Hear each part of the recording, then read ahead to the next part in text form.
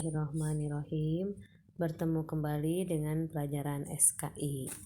Ini adalah pertemuan kedua ya dengan Ibu, dan kita akan membahas mengenai kearifan Nabi Muhammad Shallallahu Alaihi Wasallam. Dengan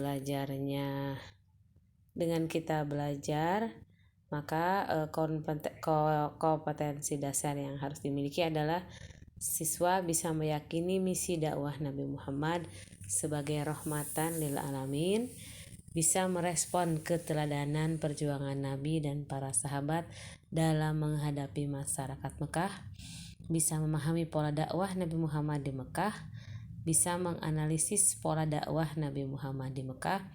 Santri bisa melafalkan Quran surat Al-Alaq 1-5, Al-Mudaththir 1-7, Asy-Syu'ara ayat 154 dan Al-Hijr ayat 94. Mengenai bab 1 kearifan dakwah Nabi Muhammad, kita akan membahas 3 hal pokok, yaitu kondisi masyarakat Mekah sebelum datangnya Islam, misi dakwah Nabi Muhammad di Mekah, dan pola dakwah Nabi Muhammad di Mekah. Lihat gambar kondisi masyarakat Mekah sebelum datangnya Islam. Lihat gambar yang pertama, kira-kira apa? Ini adalah gambar patung atau berhala yang sengaja disembah-sembah oleh orang-orang Mekah sebelum datangnya Islam. Gambar di samping kanan adalah gambar unta, yang artinya transportasi utama masyarakat Mekah sebelum datangnya Islam adalah memakai unta. Sedangkan yang di bawah adalah Mekah itu dijadikan tempat utama dalam kegiatan peribadatan mereka. Namun sayang, di sekeliling Ka'bah itu disimpan patung-patung atau berhala-berhala. Dan gambar yang terakhir adalah gambar peperangan, di mana setiap keadaan yang terjadi, setiap masalah yang terjadi dalam Islam, dalam kegiatan sehari-hari selalu diselesaikan dengan berperang. Kira-kira itulah gambaran kondisi masyarakat Mekah sebelum datangnya Islam. Sekarang kita akan membahas kondisi masyarakat Mekah dan Jazirah Arab dilihat dari 4 aspek, yaitu kepercayaan, sosial, ekonomi, dan politik. Nomor A, kepercayaan masyarakat sebelum datangnya Islam. A. Pada awalnya, masyarakat Mekah adalah penganut agama Tauhid yang dibawa oleh Nabi Ibrahim, kemudian dilanjutkan oleh Nabi Ismail. Yang disebut agama Tauhid adalah agama yang hanya percaya kepada Allah Subhanahu wa Ta'ala. Jadi mereka tidak pernah menganut atau menyembah selain Allah Subhanahu wa Ta'ala. Kemudian agama ini dilanjutkan oleh putranya, yaitu Nabi Ismail, yang mempunyai ibu yang namanya Siti Hajar. Kemudian ada peninggalan yang terpelihara sampai sekarang. Di antaranya adalah Ka'bah, makam Nabi Ibrahim beserta kurban, dan khusus untuk laki-laki adalah sunat ya. Nah, sunat itu adalah syariat yang diturunkan kepada Nabi Ibrahim. Ketika Nabi Ismail meninggal dunia, maka terputuslah wahyu yang datang. Kemudian beralihlah masyarakat Mekah mulai pindah menyembah agama selain agama Islam. Proses pemindahan itu berasal dari seseorang yang bernama Amir bin Lubai, seorang pembesar suku Huza'ah. Amir bin Lubai, dia pergi ke Syam di Syria, dan dia melihat penduduk kota Syam itu melakukan ibadah kepada Allah, tapi dengan cara menyembah berhala.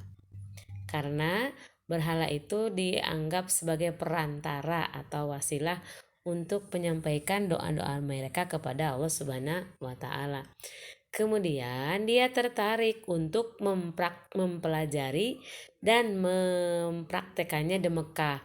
Sehingga dia membawa berhala yang dinamai Hubal dan diletakkan di sekitar Ka'bah. Sejak saat itulah di Ka'bah orang-orang ramai menyimpan berhala.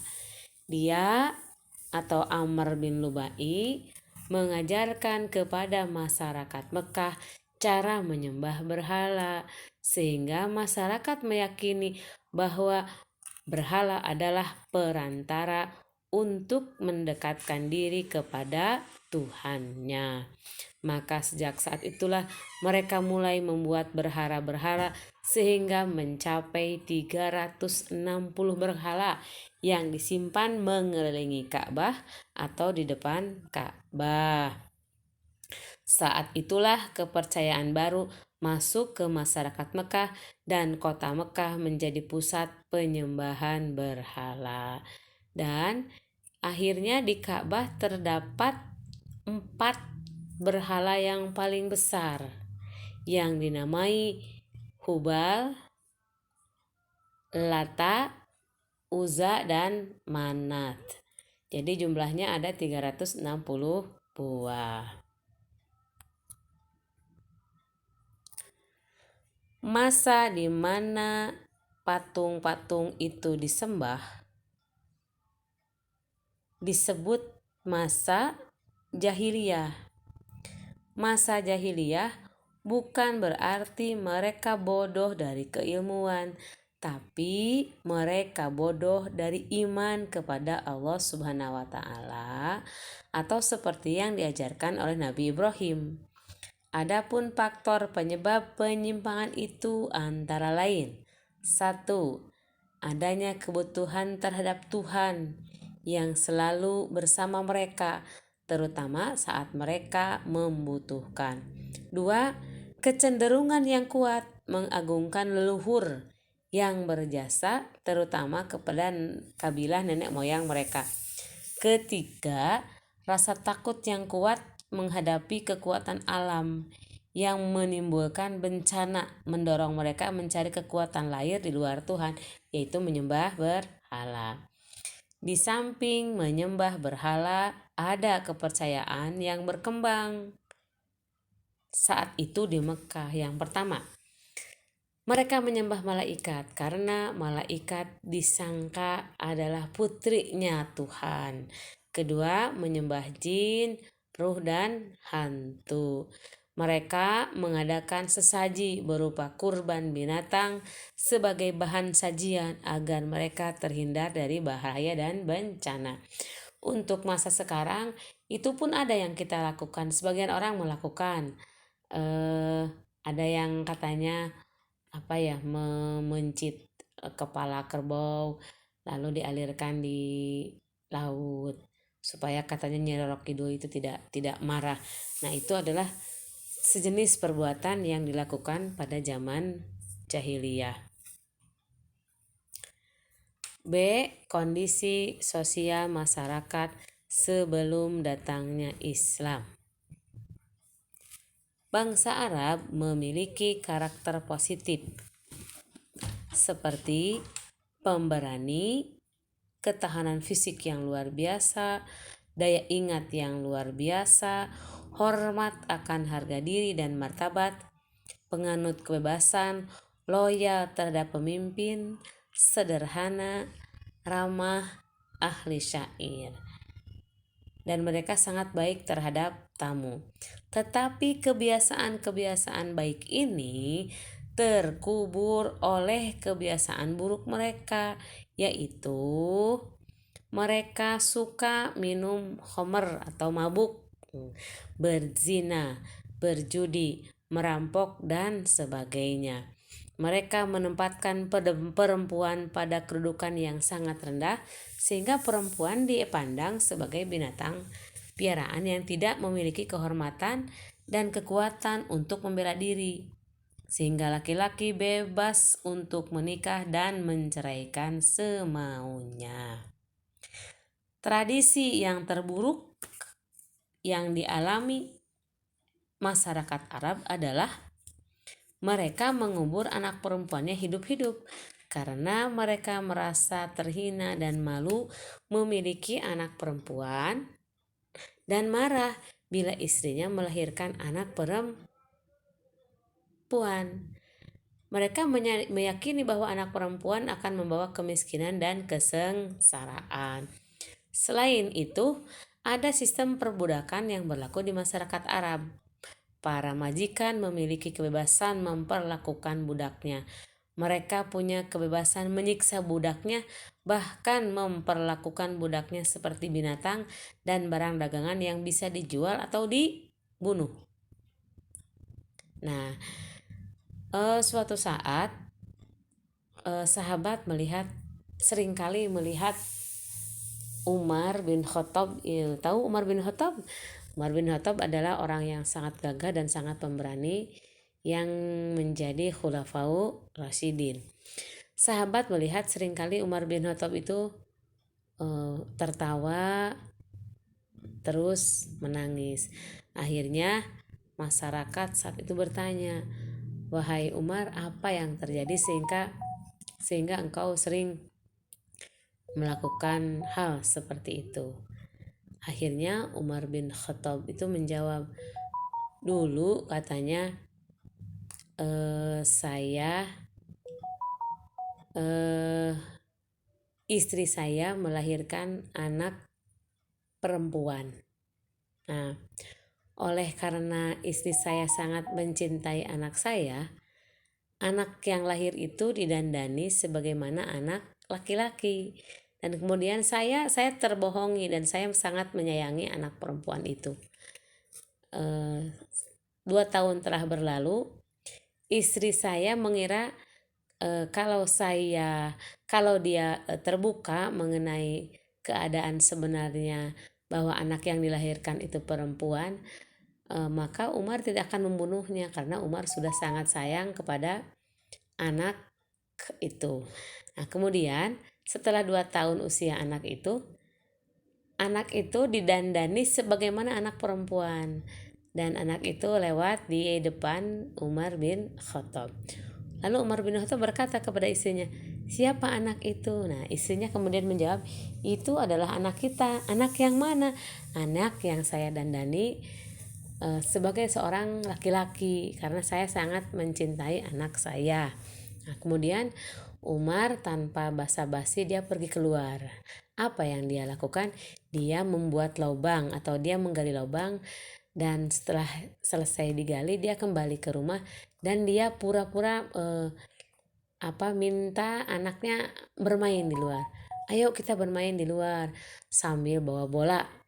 Nah, tiba-tiba bolanya itu jatuh ke lubang yang tadi. Kemudian kata Umar, "Ayo kita bawa bola itu." Nah, setelah itu mereka turun berdua. Nah, setelah anaknya tadi di bawah, Umar kemudian naik ke atas dan dia mengubur hidup-hidup anak perempuan yang dia sangat sayangi.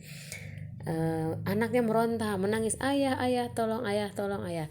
Tapi kemudian karena rasa egoisnya yang tinggi, rasa angkuhnya yang tinggi, rasa kesukuan yang tinggi, kemudian dia tidak mengindahkan tangisan anaknya walaupun dia sangat menyayangi. Nah, kata Umar, "Saya menangis karena itu." Jadi betapa bodohnya saya, anak yang saya sangat sayangi juga saya bunuh atau saya kubur hidup-hidup. Kemudian, "Wahai Umar, mengapa engkau tersenyum?" Katanya begini, "Sewaktu itu istri saya membuatkan saya roti, bentuknya seperti patung. Pagi-pagi roti yang berbentuk patung itu saya sembah. Nah, siang hari ketika saya bekerja saya akan lapar. Nah, roti itu saya makan satu per satu. Maka tangannya, badannya, kepalanya. Nah, itu yang membuat saya tertawa. Masa," katanya, Tuhan bisa dimakan. Nomor C. kondisi ekonomi masyarakat Mekkah sebelum Islam. Bangsa Arab memiliki mata pencaharian bidang perdagangan, pertanian, dan peternakan. Peternakan menjadi sumber kehidupan bagi Arab Baduy. Mereka berpindah-pindah mengiringi ternaknya ke daerah yang sedang musim hujan atau musim rumput. Mereka mengkonsumsi daging dan susu dari ternaknya. Mereka pun membuat pakaian dan kemah dari bulu domba. Selain orang ada Baduy, sebagian masyarakat perkotaan menjadikan peternakan sebagai sumber penghidupan. Ada yang memiliki domba sendiri atau ternak sendiri, ada juga yang mengembalakan milik orang lain. Adapun masyarakat perkotaan yang tinggal di daerah subur, mereka menggantungkan sumber kehidupan pada pertanian. Ada juga yang berniaga.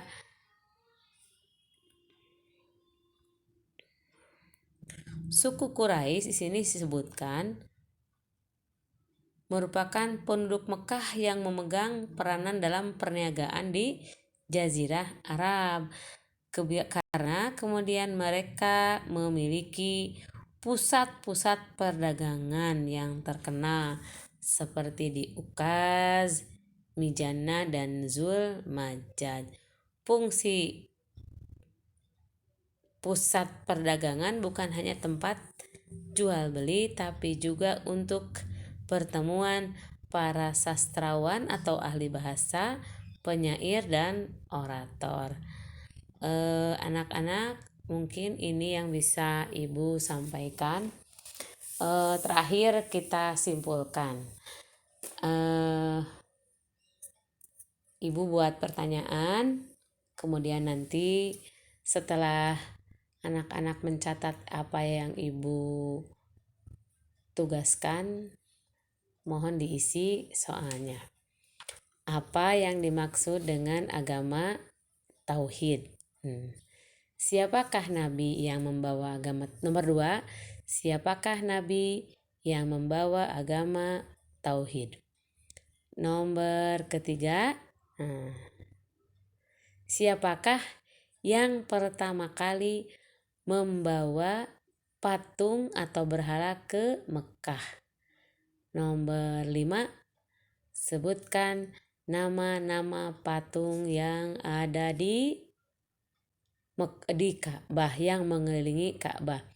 Nomor 7, selain berhala, apa saja yang disembah oleh orang-orang Arab di Mekah? Nomor 8,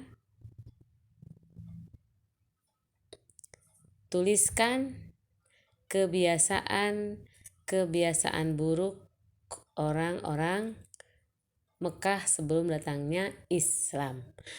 Nomor 9, tuliskan mata pencaharian orang Mekah sebelum datangnya Islam. Demikian yang Ibu sampaikan untuk pertemuan kali ini. Akhiri dengan doa alhamdulillahirrabbilalamin. Mudah-mudahan apa yang kita pelajari hari ini menjadi ilmu yang sangat bermanfaat. Waalaikumsalam warahmatullahi wabarakatuh.